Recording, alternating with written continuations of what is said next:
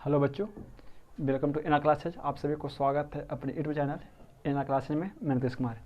अभी तक हम आप सबको क्लास 10th के मैथ में त्रिकोणमिति पढ़ा चुके हैं और आपको पढ़ा चुके हैं आपका 1.1 से लेकर के 1.4 तक।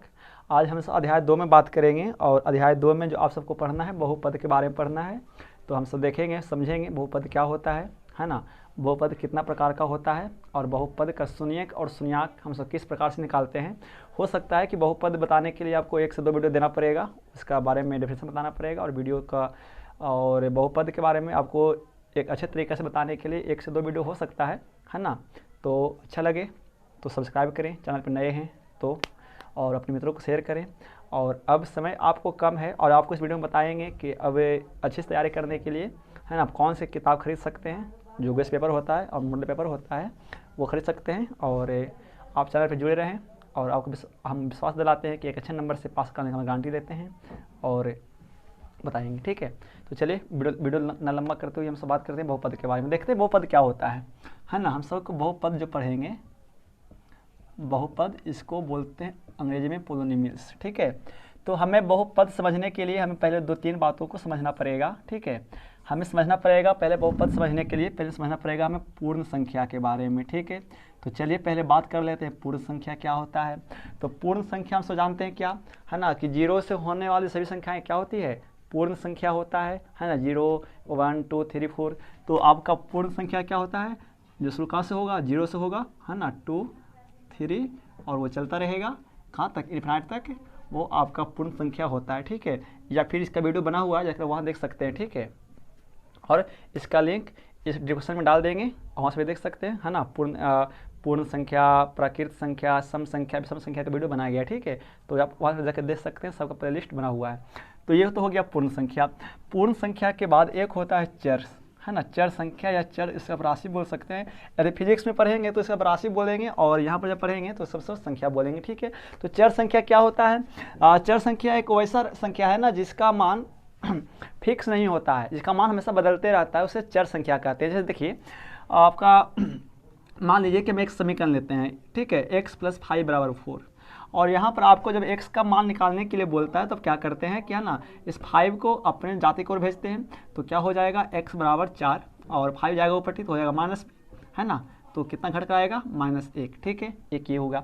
यदि आप कुछ और ले लीजिए, आप यदि हम x + 3 = 8 लेते हैं और यहाँ से यदि आपको x का मान निकालने के लिए बोले तो क्या करेंगे आप, x = 8 - 3 करेंगे और कितना आएगा, 5 आएगा। तो देखिए तो यहाँ पर x का मान कितना आया, -1, यहाँ पर कितना आया, 5। तो मतलब चर संख्या का क्या होता है ना कि मान फिक्स नहीं होता है, उसका मान हमेशा बदलते रहता है। हम उसी को क्या कहते हैं, चर राशि कहते हैं। मतलब चर राशि, चर संख्या या राशि बोल सकते हैं आप उसे। ऐसा संख्या है जिसका मान है ना हमेशा बदलते रहता है, उसे चर संख्या कहते हैं। और मैथमेटिकल में जितना भी अल्फ़ाबेट्स जो लेटर्स होता है ना, जितना भी अल्फ़ाबेट लेटर्स होते हैं वो सभी का सभी आपका क्या है, चर संख्या है। हम सब जैसे x से y या z कुछ भी एट्सेट्रा, है ना। तो ये आपका हो गया क्या चीज़, चर संख्या में जिसका मान स्थिर नहीं रहता है, जिसका मान बदलते रहता है, उसे चर संख्या कहते हैं। अच्छा, अचर संख्या क्या है, जिसे हम सब कांस्टेंट भी कहते हैं या नन, है ना, जिसे हम सब कांस्टेंट भी कहेंगे या नन वेरिएबल भी कहेंगे। ठीक है, अचर संख्या क्या होता है, अचर संख्या वैसा संख्या है जिसका मान हमेशा फिक्स होता है ना, उसे अचर संख्या कहा जाता है। जिसका मान हमेशा स्थिर होता है, फिक्स होता है, हम सब उसे क्या कहते हैं, अचर संख्या कहते हैं। जितना भी है ना मैथमेटिकल नंबर है, जितना भी आप संख्या यूज करते हैं है ना, वो सब क्या है, जैसे 3 है तो यहाँ पर ये कितना है, 3 है। यदि इस 3 को यहाँ पर भी लिखे देना तो ये कितना रहेगा, 3 ही रहेगा। जिसका मान में कोई बदलाव नहीं होता है, तो जिसका मान नहीं बदलता है हम उसे क्या बोलते हैं, अचर संख्या कहते हैं। तो ये हो गया आपका अचर संख्या। तो जितना भी मैथमेटिकल नंबर है ना, गणित की सभी संख्याएं क्या है, आपका एक अचर संख्या है। चलिए अब यहाँ से शुरू होता है बहुपद, है ना। बहुपद क्या है, तो हम सब बहुपद देखिए क्या बताते हैं।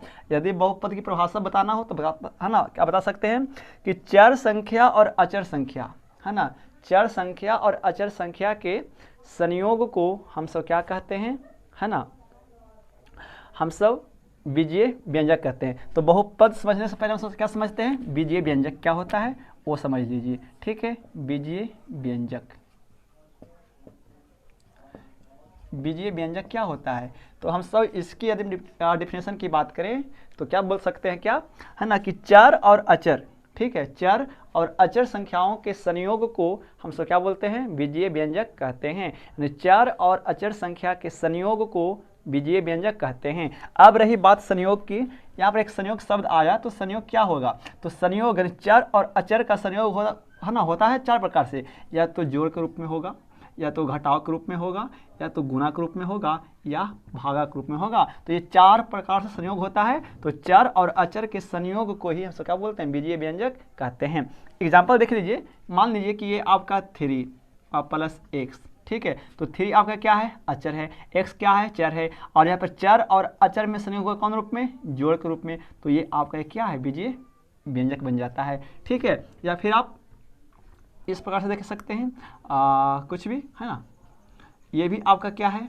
एक बीजीय व्यंजक है। तो ठीक है, चर और अचर के संयोग को ही हम सब क्या कहते हैं? बीजीय व्यंजक कहते हैं। और बीजीय व्यंजक की बात कर लेंगे, है ना। अब होता है क्या, यदि आप इतना लिख लिए होंगे, ठीक है, तो अब स्क्रीनशॉट ले सकते हैं, समझ नहीं आएगा तो। अब यहाँ से बात करेंगे क्या, बहुपद क्या है ना, पोलिनोमियल्स क्या होता है। तो देखिए, बहुपद का एक अच्छा परिभाषा क्या होता है?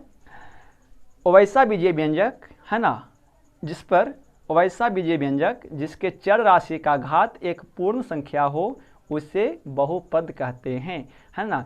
एक बार फिर से सुन लीजिए, वैसा बीजीय व्यंजक जिसके चर संख्या पर घात एक पूर्ण संख्या होता है, उसे उसे बहुपद कहते हैं। यानी हम सब कह सकते हैं क्या, कि सभी व्यंजक बहुपद नहीं होता है ना, लेकिन सभी बहुपद बीजीय व्यंजक हो सकता है, ठीक है, लेकिन सभी बीजीय व्यंजक बहुपद नहीं होता है। फिर से सुन लीजिए, है ना, वैसा बीजीय व्यंजक जिसके चर राशि पर घात एक पूर्ण संख्या होना चाहिए, हम सबसे क्या कहेंगे?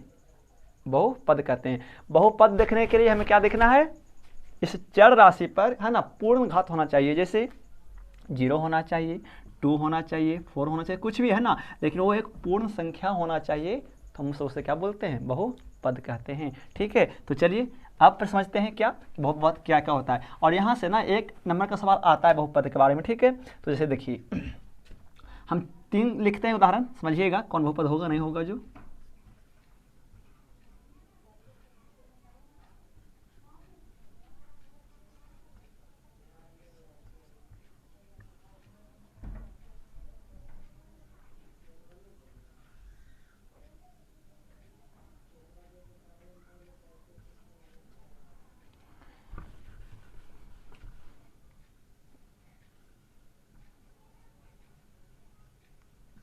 ठीक है, तो हम सब इसमें बात करेंगे कि कौन सा बहुपद होगा जो। देखिए, तो पहला क्या है? x+3। हमें देखना क्या है?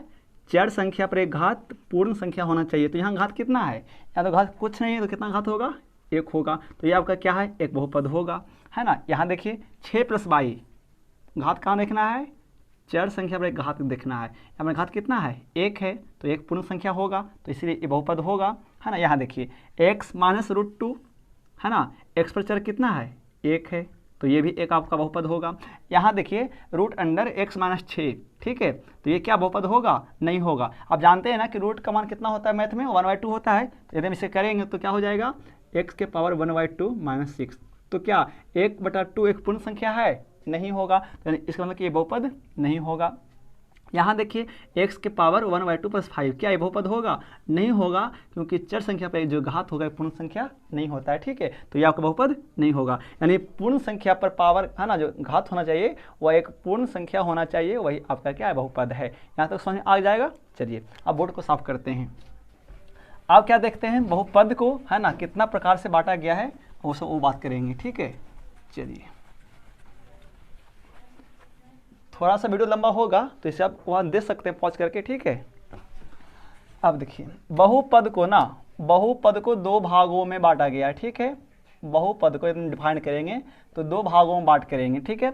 पहला बांटा गया है पद के आधार पर, और दूसरा बांटा गया है घात के आधार पर, है ना, घात के आधार पर, ठीक है। चलिए, यदि हम बहुपद को पहले बांटे पद के आधार पर, तो इसमें क्या क्या देखिए होता है। एक होता है पहला रैखिक बहुपद, है ना। पहला क्या होता है, रैखिक बहुपद, दूसरा द्विपदी बहुपद, है ना, द्विपदी, है ना, बहुपद।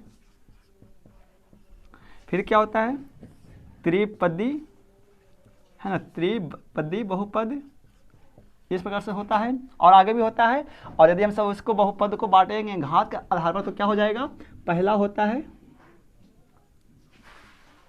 नहीं सॉरी, इसको हम रैखिक नहीं बोलते, इसको क्या बोलते हैं, एक पदी बहुपद, है ना। अब यहाँ बांटेंगे क्या, घात के आधार पर, तो पहले क्या होगा, पहला होगा रैखिक बहुपद, दूसरा होगा द्विघात बहुपद,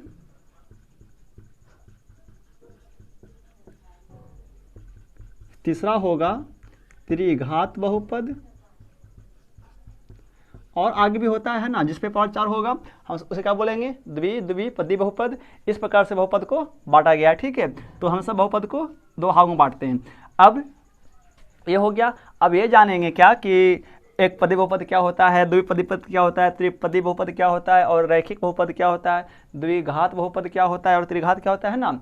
तो वीडियो लंबा हो जाएगा, इसीलिए इसको हम सब पार्ट 2 या पार्ट 3 तक पढ़ लेंगे और तब से 2.1 चालू कर देंगे हम सब, है ना। और हम सब बहुपद का शून्यक और शून्याक जो निकालेंगे वो निकालेंगे दो प्रकार से, एक निकालेंगे ज्यामितीय विधि से, है ना, जिसमें हम पढ़ना है ग्राफ के बारे में, और एक निकालना है बीज गणितीय विधि से, ठीक है। तो तब तक के लिए, है ना, धन्यवाद, मिलते हैं अगले वीडियो में। और एक बात और, आपको जब एग्जाम नज़दीक आ रहा है ना, तो आपको कौन किताब लेना है जो अच्छा आपके लिए बेस्ट रहेगा। तो हम देखिए, यहाँ पर हम किताब का प्रचार नहीं कर रहे हैं कि सर आप मतलब प्रचार कर रहे हैं, लेकिन हमारे हिसाब से जब हम पढ़ा रहे हैं आज तक, है ना, तो हम हर बच्चे को क्या मंगाते हैं, ये देखिए किताब सामने नाम लिखा हुआ है ना, ब्रिलियंट का है मॉडल पेपर, जो अच्छा रहता है, प्लस इसमें सवाल अच्छे रहते हैं। तो आप इसे खरीद सकते हैं और अपनी तैयारी को अच्छा कर सकते हैं। और वीडियो, है ना, और चैनल पे नए जुड़े रहें, और वीडियो अच्छे लगे तो शेयर करें, लाइक करें। तब तक के लिए धन्यवाद, मिलते हैं अगले वीडियो में।